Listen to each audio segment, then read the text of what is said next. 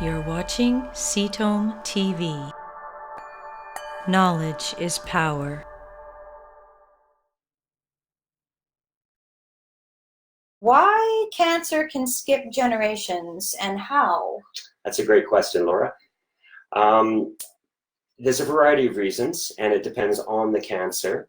A lot of cancers are based on lifestyle, and it's hard to predict which cancers are based on lifestyle and which aren't, and if there's a genetic factor. If you have susceptibility, if you have gene mutations that cause a susceptibility, they can create a sensitivity to certain chemicals, environmental chemicals, dietary, exercise, many different factors. We see patients that have a sensitivity to radiation.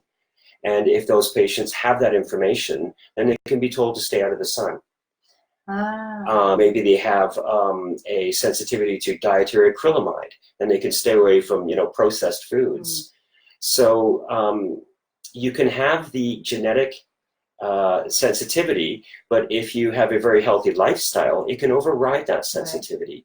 So here we get back to prevention. So how would somebody know? Would they have some genetic testing that would tell them they have these kind of tendencies or these sensitivities? Or how would you I think know? genetic testing is very important for everyone. So what kind of a genetic test would you use for something like that? I would use an inherited genetic panel. Inherited. Yeah, a simple 150 gene inherited panel. Look for the most obvious genetic drivers, and if there's nothing there, then you can start looking at lifestyle factors. So when you say simple, smoking is a big one. Go ahead. Alcoholism, smoking, drug use, and poor diet. Sedentary lifestyle is worse than smoking. Wow. Lack of exercise can be just as damaging as smoking.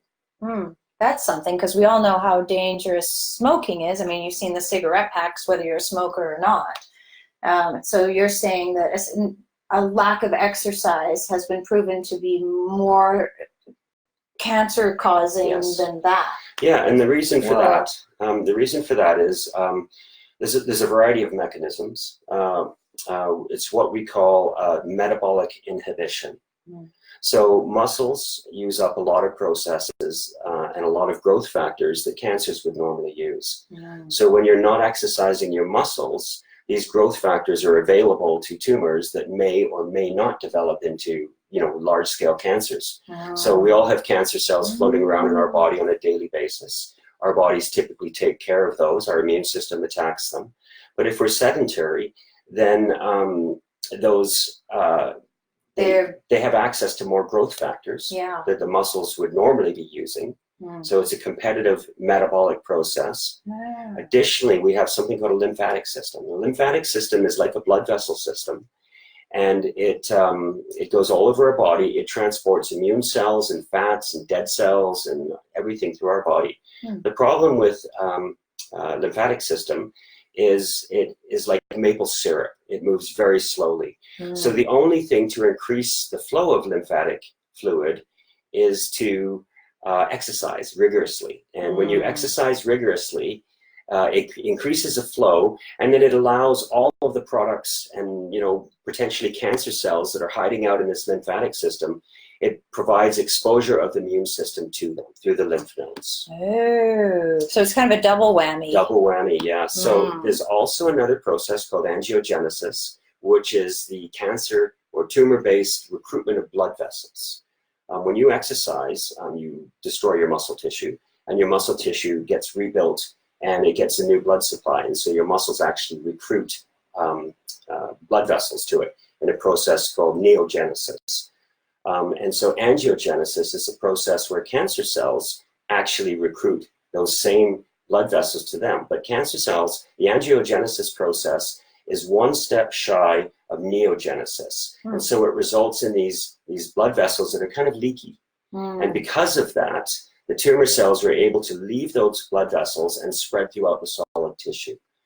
So when you exercise, you create the process of neogenesis, which causes your muscles to, recruit that blood supply, and it takes over and uses all of the proteins and the processes that the cancer cells would normally do using angiogenesis. So if you have cancer, exercising is very important. hugely important. Probably one of the last things you might feel like doing. Exactly. But for all those reasons, it really slows the ability of cancer to develop. Yes. And did you say already, I was a bit distracted here, what kinds of exercise would be best? What's best is rigorous exercise, like weightlifting, good cardio, hiking up a mountain. Short bursts of high intensity exercise is really what's best. And there's another process involved. When a muscle tissue exercises, it releases these things called cytokines that actually prevent the growth of cancer cells in a petri dish. And there's actually drugs being developed right now that mimic these, and they've isolated these actual chemicals and are using them in drug development to try to copy the process. So there's a multitude of ways, and the data is very clear. For example, a recent study from the Mayo Clinic showed that when women with breast cancer exercised, weightlifted, it almost doubled their survival time. Very significant information.